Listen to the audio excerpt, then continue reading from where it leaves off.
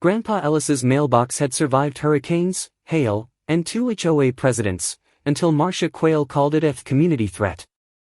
The morning sun poured its golden warmth across Oakbrook Hollow, casting long, soft shadows from the towering oaks that framed every yard.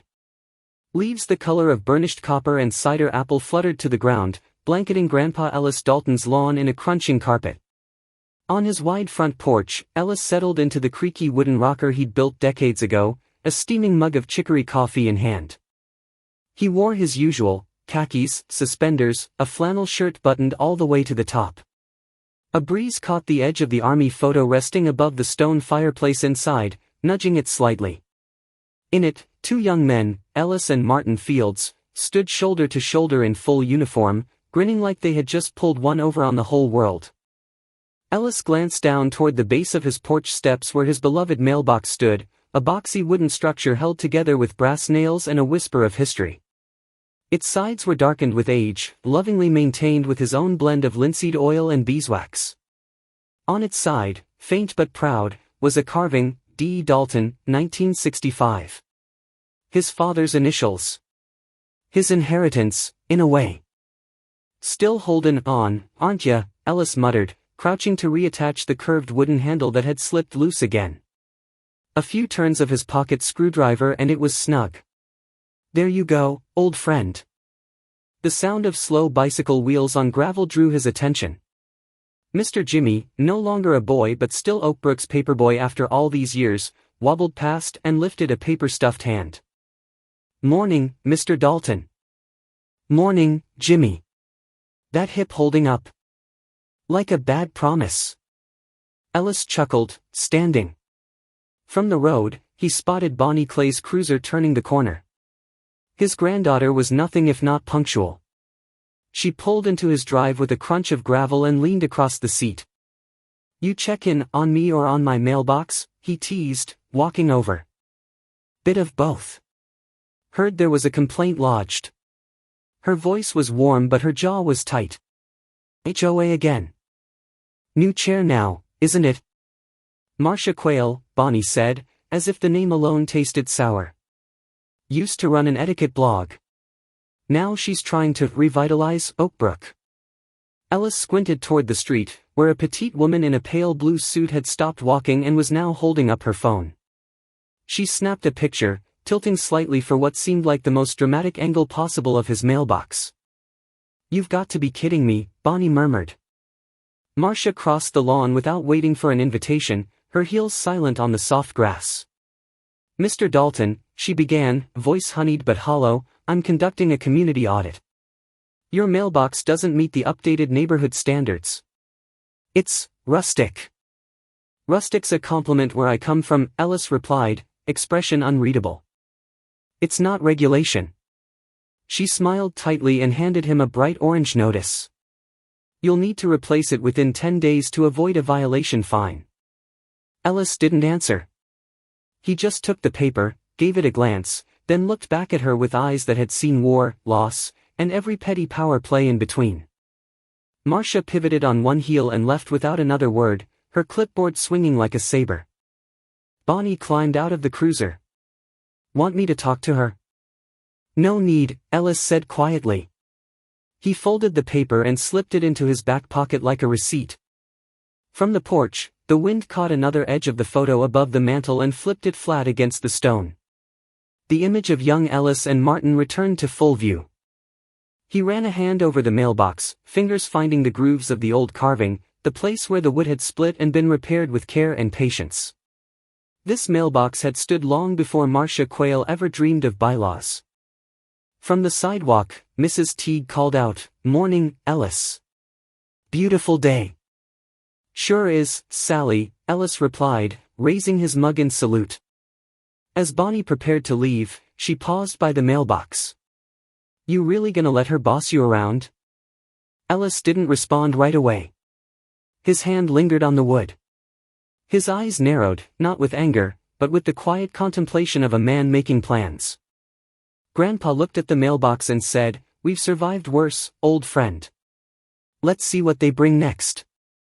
For a mailbox that rarely held more than a grocery flyer and a church bulletin, it sure was attracting attention. The Oak Leaf Cafe sat at the edge of the town square, its window panes fogged slightly from the contrast between the crisp fall air and the warm clatter within.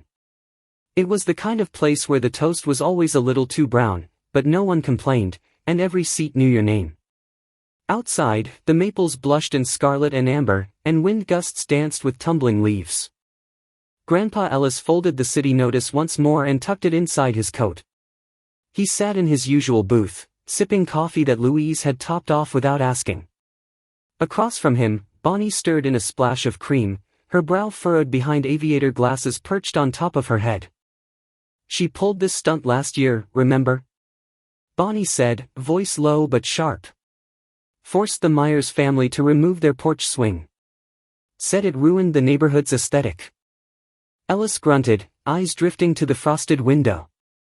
Outside, Marcia Quayle stood on the sidewalk, gesturing with the flair of someone used to being obeyed. A man in a city-issued windbreaker nodded beside her, jotting notes on a clipboard. Marcia's scarf whipped in the wind like a victory banner. Louise approached with a plate of pancakes.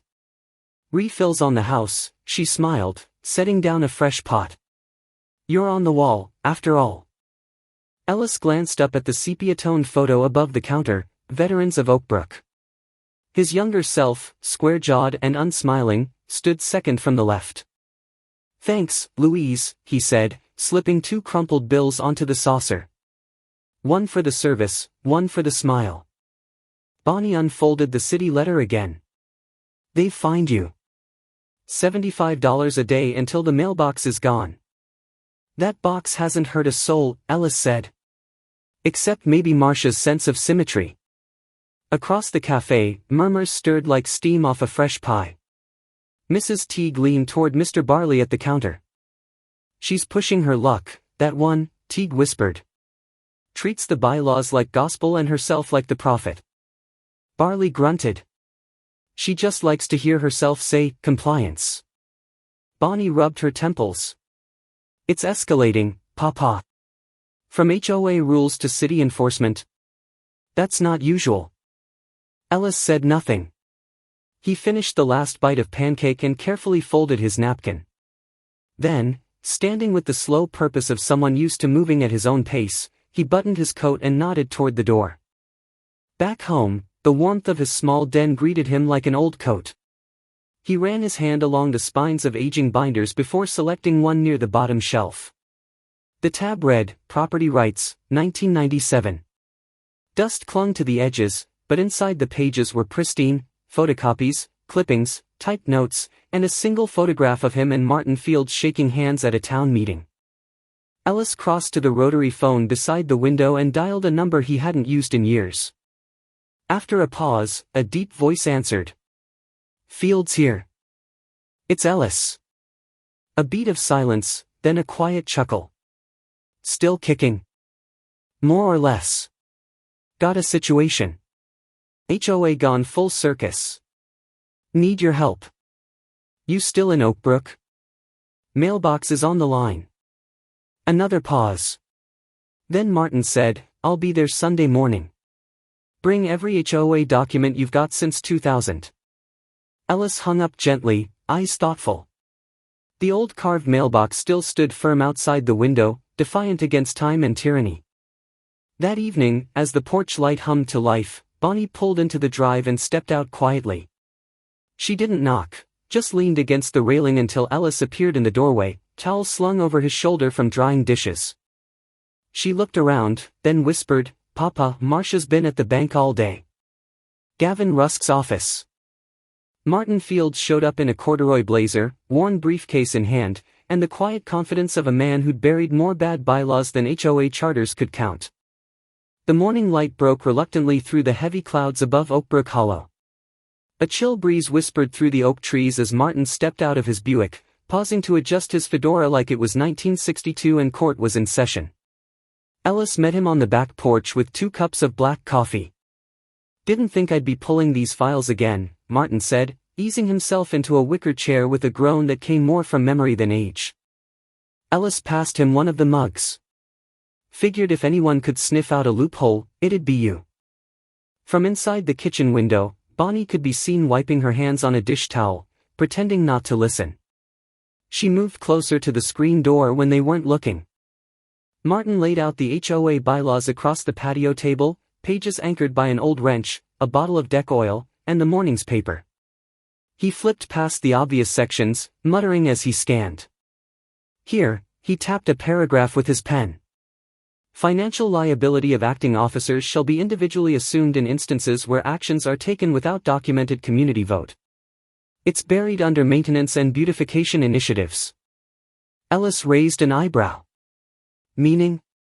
Meaning if Marcia authorized spending without a vote, and if it affects residents financially, she could be personally liable. Ellis leaned back, eyes narrowed. She tried that once already. Last winter. Tried to get the Weatherby couple to pay for sidewalk repairs outside their home. Claimed it was a shared beautification project, but there was no vote. Bonnie shut it down. Martin jotted something in his notebook. She's got a pattern.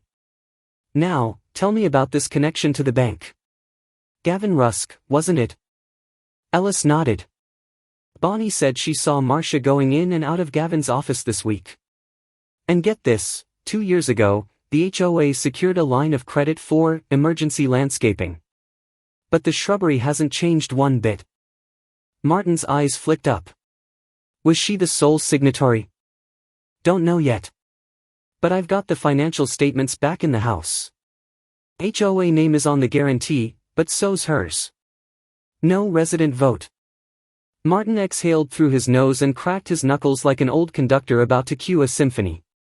If she used the HOA's name to secure a private bank guarantee, that's not just unethical. That's prima facie fraud. He packed the documents back into his briefcase with deliberate care. We'll file a preliminary petition with the local magistrate, ask for a financial injunction pending investigation. We'll also send a copy to every HOA member, registered and documented. Ellis stood, the coffee gone cold in his hand. You think it'll stick?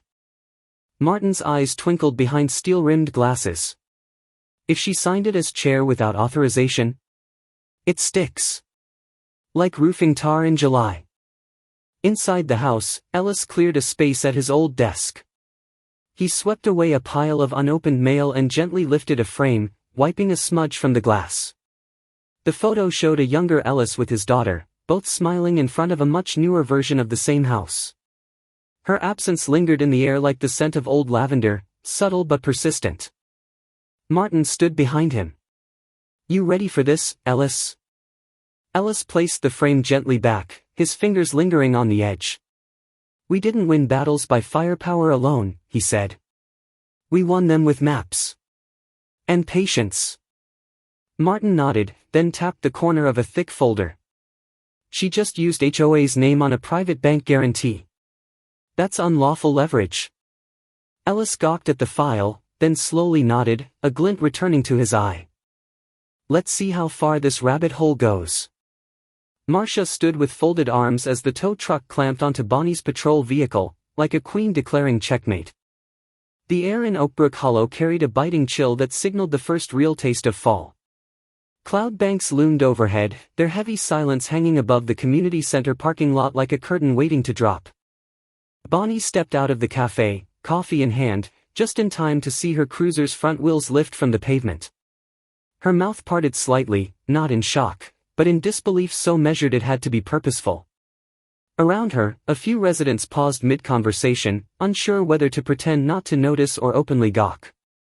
Marcia stood like she owned the pavement, arms folded neatly, her HOA badge catching a dim glint of gray sunlight. Improper parking, she said matter-of-factly. As defined by Article 8, Section 4 of the Community Code. Bonnie's voice was quiet but tight. That car's marked. On duty. I'm aware, Marcia said, lips taut. But HOA rules apply to everyone, Sheriff. From the sidewalk, Mr. Barley leaned toward Mrs. Teague. She towed a police officer? That's going too far. Bonnie took one slow step forward, locking eyes with the tow truck driver, who hesitated, then looked helplessly at Marcia. Her fingers curled slightly around her coffee cup. Before she could speak, a new voice cut through the air like a gloved hand brushing velvet. Some order needs enforcement, wouldn't you agree, Sheriff? Gavin Rusk stepped from the side of a black SUV, his dark coat immaculate, umbrella dangling from one wrist though it hadn't yet begun to rain. He was younger than Bonnie expected, sharp jaw, expensive shoes, and a polished tone too clean for a town like Oakbrook Hollow. Bonnie didn't answer. Instead, she handed her cup to Louise, who'd wandered outside with a rag in hand. Then she walked to the center of the lot. "So let me get this straight," she said loudly enough for the gathering crowd to hear. "You're enforcing HOA rules over the authority of an elected official, during duty hours, and without a citation, just a complaint?" Marcia blinked but stayed silent. Gavin smiled thinly. Bonnie walked to the truck, climbed onto the runner, and retrieved the keys from the ignition. The engine was off, the car in park. No obstruction. Just one line barely over the faded HOA boundary paint. She hopped down slowly, the whisper of worn boots brushing asphalt. From a distance, Grandpa Ellis leaned against a tree, hands tucked into his jacket. He hadn't spoken since arriving, hadn't intervened, just watched with the same calm he'd once used surveying foreign hills through binoculars long ago. Bonnie reached into her jacket and unpinned her badge. She turned toward the HOA office door, walked in without knocking, and placed the badge on the table in front of Marcia's placard. "You can tow my car, but not my conscience." Silence spread like spilled ink. Then a cough. A shuffle. The tow truck driver muttered an apology and lowered the vehicle. Marcia's fingers curled over the edge of the table, knuckles whitening. Gavin raised an eyebrow, unimpressed. Later that evening, back at Grandpa's home, the lights glowed warm through the windows. He sat at the writing desk near the front hall, gently unfolding a sheet of ivory paper. His handwriting flowed in slow, careful loops. When finished, he folded it, sealed it with a wax stamp, and wrote across the front, "To be delivered to Judge Hawley." The house fell quiet again. Martin's voice on the phone came low and firm. "She did what?" Ellis repeated it. There was a pause. Then Martin whispered, "It's time to file." Oakbrook Hollow's quietest Tuesday night turned into a chorus of protest, casserole dishes, and whispered plans. The scent of cinnamon and pecan wafted from Mr. Barley's kitchen as neighbors trickled into his den, clutching coats and covered dishes. Outside, frost kissed the lawn, and porch lights flickered like stars holding vigil. A chalkboard on the wall still bore the words, "Welcome Fall Potluck," the last remnants of a tradition that had, until this year, defined their community. The poster announcing it had been quietly taken down 2 days earlier. No one mentioned it. Everyone noticed. Grandpa Ellis arrived just as Bonnie finished laying out a tray of ceramic mugs for tea. She gave him a nod, and he nodded back. No words needed. Not tonight. Martin Field stood near the fireplace, reading glasses perched low as he flipped through a stapled set of papers.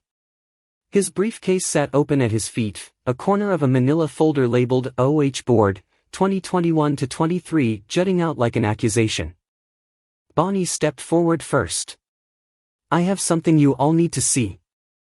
She pulled a folded printout from her jacket and laid it flat on the coffee table for everyone to examine. An internal email chain from Wells County Savings. Gavin Rusk co-signed a loan under the HOA name.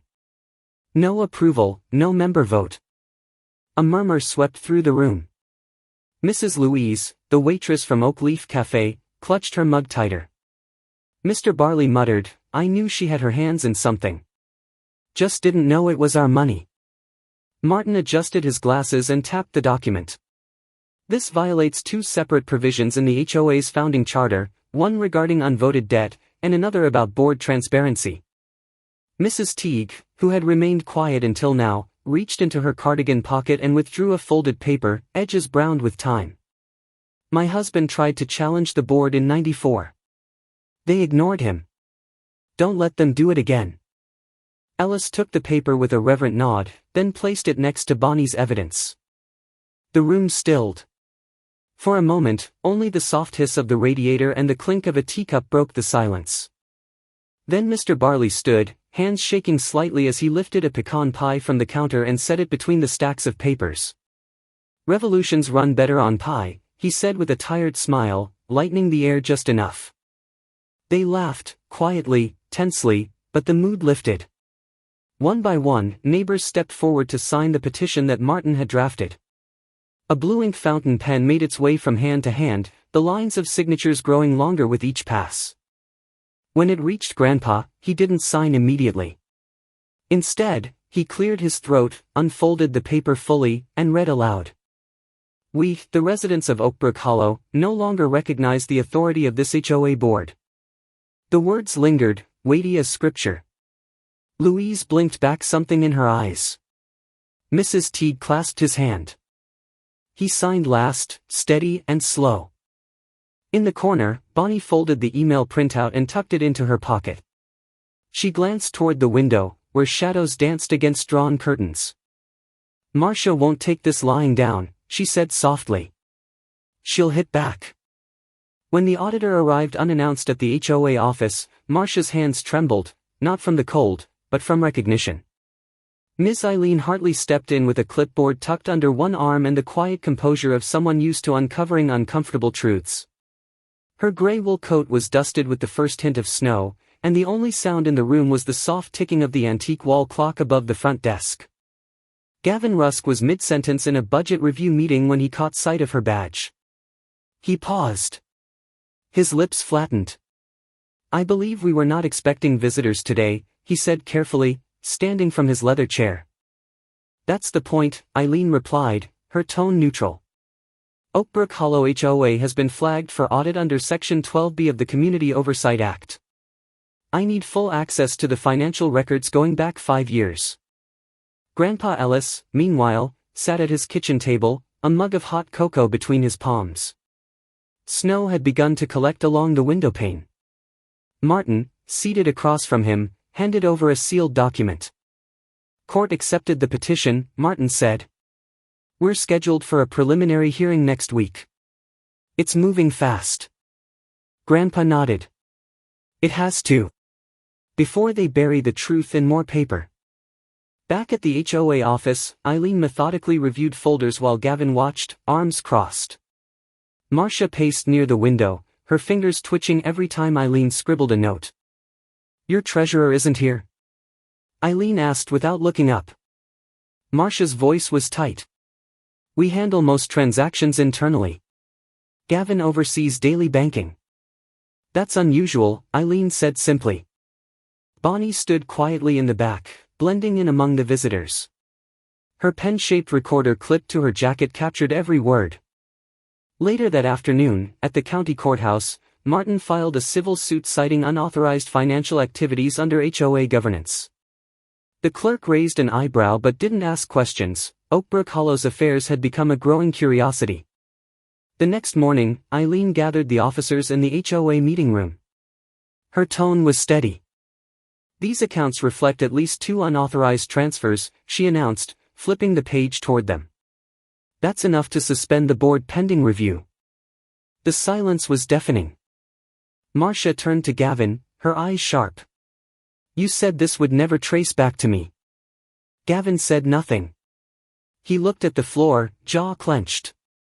Across town, lanterns shaped like maple leaves glowed softly on porches, swaying in the wind. Inside his home, Grandpa reached for a framed picture of his daughter and whispered, "Almost there, kiddo."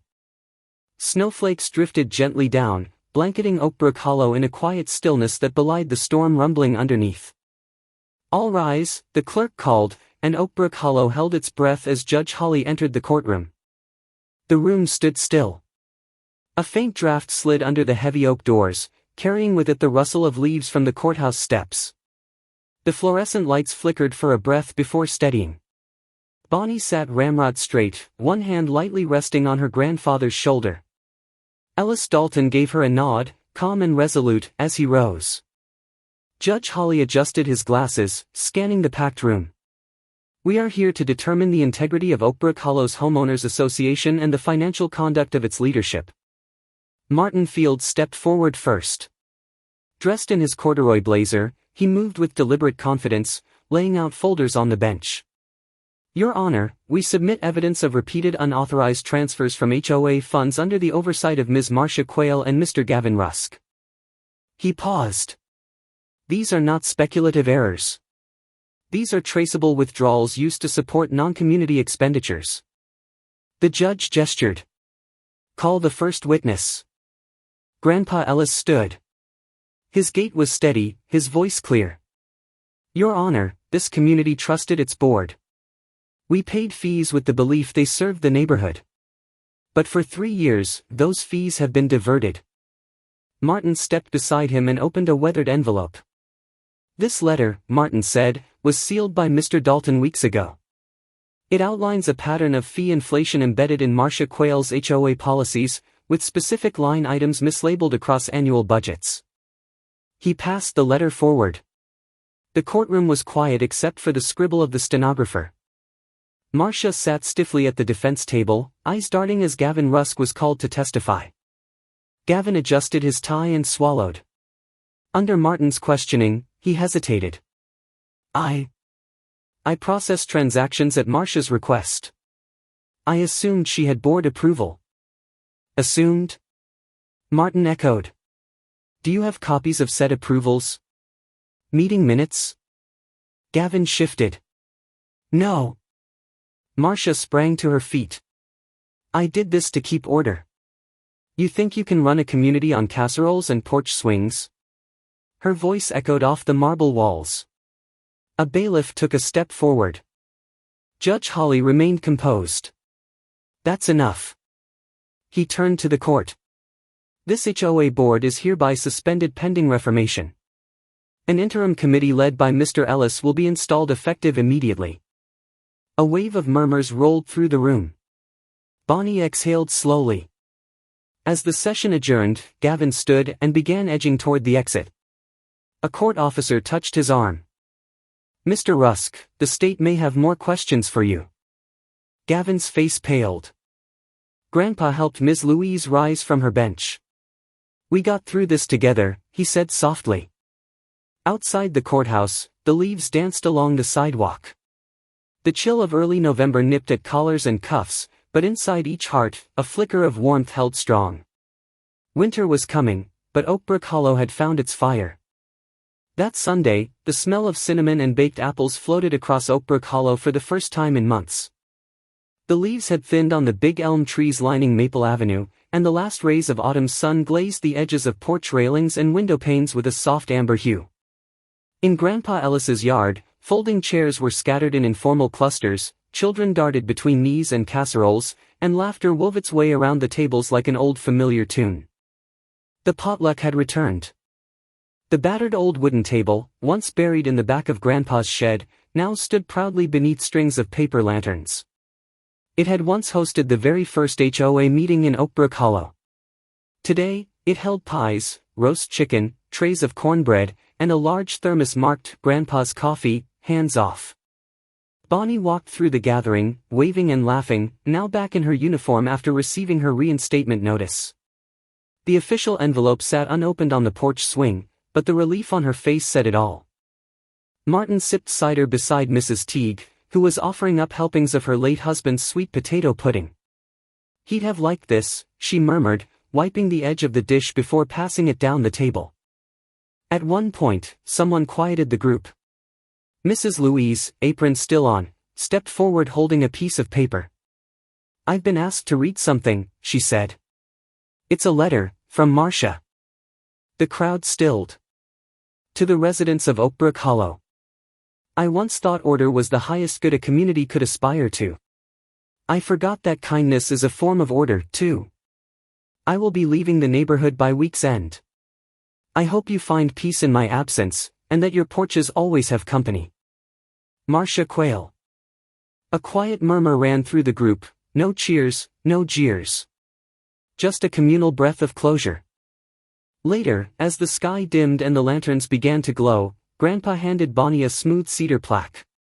Here, he said, thought you might help me mount this on the mailbox tomorrow. She turned it over. The letters were carved deep and clean. Unit 3, protected by truth. She smiled, eyes glassy but proud. You kept the porch light on, Papa. Grandpa nodded, then stood up slowly and walked toward the steps of his porch.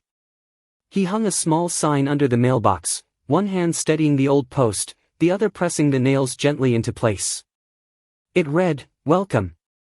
All are equal here." As he returned to his chair, coffee cup warm in his hand, he looked out over the neighborhood. A soft glow flickered on beside him, the porch light. Then, across the street, another came on. Then another.